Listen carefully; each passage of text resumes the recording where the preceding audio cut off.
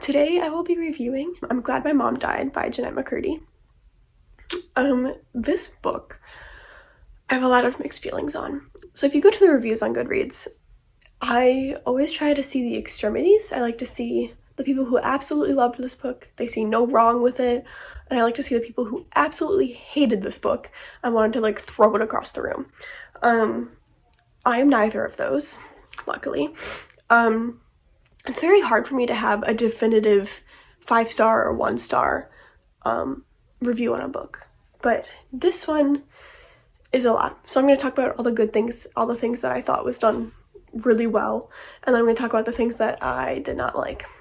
And also I just want to talk about some of the things that I keep seeing in reviews that I want to mention as well. So this book was extremely captivating to me. I always want to review books in how easy it was to pay attention. I have ADHD, so it's sometimes hard for me to want to read books, but this book I finished it in like 2 or 3 days, so that's kind of rare for me. So I usually don't finish books that quickly. And also just the issue with fame I always find really interesting. I don't know if you've read Evelyn Hugo, but I loved that book because it talked about Hollywood, and I love old Hollywood. Also, another book I read was called The Comeback, and that book was, I related to it a lot. I found a lot of things relatable, so I loved that book. I can't remember if I did 4 or 5 stars, but I absolutely loved that book. So books like those are things that I take into account when I'm reviewing, if they like captivated me, if they're relatable. And this book is relatable to very few, but I think it's something that we're all interested in if you grew up watching iCarly, which I will get into more. There's some characters you hate, and there's some characters that you kind of fall in love with. I really liked the grandfather. He was very sweet, and there's one thing that, I don't know if I read this wrong, but it said like he died, and that's why their grandmother was upset, but then they had him still involved in the book. I think I read that wrong, but that confused me. It was interesting to see the evolution of Jennette, because she starts as a kid, she loves her mom, that's all she wants is to make her mom happy, and then you get to the point where she's like, I am miserable, and I feel like my happiness is at the expense of my mother's. Like, I can't be happy if my mother's happy. And I think that's like the big turning point, because after that she's just pissed for the entire book. Another thing I just want to mention briefly that I found was very interesting was the Nickelodeon situation with the creator, who is actually Dan Schneider. We assume, we kind of know though. They offered her $300,000 to never talk about what went on set. And she turned it down immediately. And then after, she was like, oh my god, $300,000. Like, what could I have done with that? I hope she makes enough. I hope she makes more than that with this book, which would just be awesome. So I want to get into the things that I did not like as much.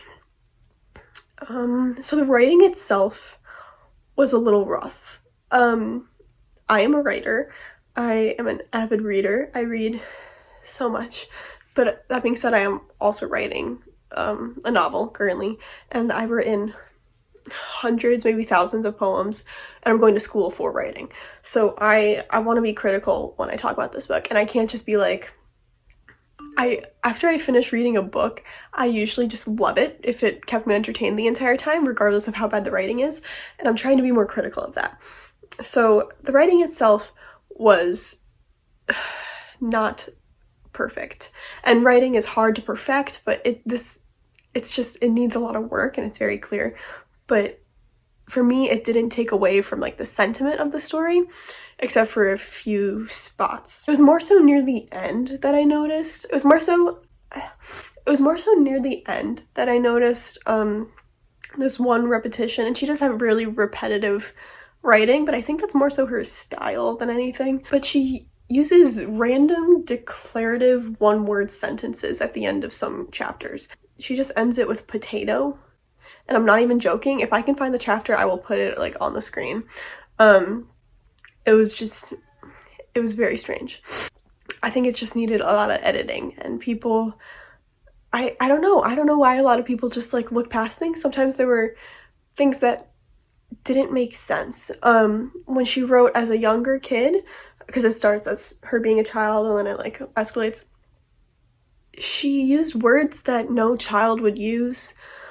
Also, like at the age of 14-ish, around there, she used a lot of words that no 14-year-old would use. It was just a little inconsistent. But with the repetitiveness of her style, I think it really worked when she was like writing as a child.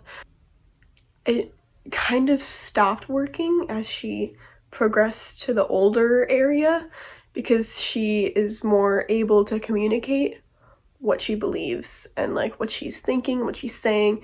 She's more linguistically able, if that makes sense. So I think the repetitiveness kind of didn't work in that situation. I also want to talk about OCD, because she talks about her struggles with OCD. However, that feels like a really side issue. Like, she doesn't talk about it enough. Like, you kind of forget about it as the book goes, and then every now and then she'll be like, I touched this 5 times, I did this 5 times because that's part of me, and you're like, I forgot that we were still dealing with that. I just think she should have put that in and made it more of, I don't want to say like a 4-point or something, but I think it should have been more clear that she was struggling with it, because you forget about it. And as for the eating disorders, I think the portrayal of eating disorders that she had was very well done. A lot of media with eating disorders kind of glamorizes it. This was not that at all. This was gory, and it made you like sick. The only inconsistency with that was that she mentioned she has running part of her eating disorder, like she exercises an excessive amount, but that was only mentioned like once or twice, and it was near the end when she was trying to like get better. And that threw me off, and it was in parentheses, and I think also the parentheses that she uses is very inconsistent as well, because she uses the same kind of thoughts without parentheses, and I think you gotta pick one or the other, because otherwise it's just inconsistent. Now I want to talk about the slurs she uses. She doesn't use them. Let me preface. A lot of people on Goodreads were upset because people said she was using slurs and they weren't censored, but she didn't use the slurs. It was other characters, or in this case, real living people, that used the slurs towards her or another person. And a lot of people say it's for shock value, and I think that comes naturally with these kind of things. When talking about really difficult stuff, such as these slurs, I think there's going to be shock there no matter what. But I don't think that was the point of using these words. I think it was just, we have to keep in mind that this actually happened.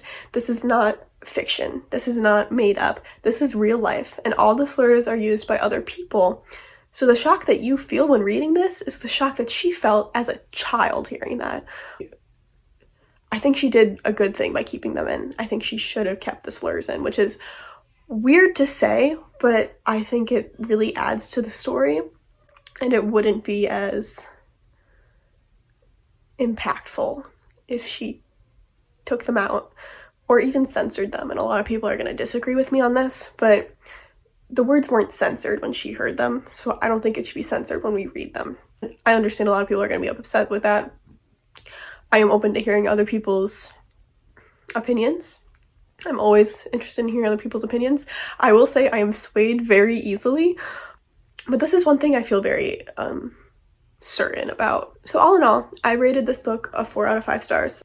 I think it should have gone through a lot of edits before it did reach the stands. There are just so many things that shouldn't have been in there, and I'm talking more writing pieces, obviously, than the actual story.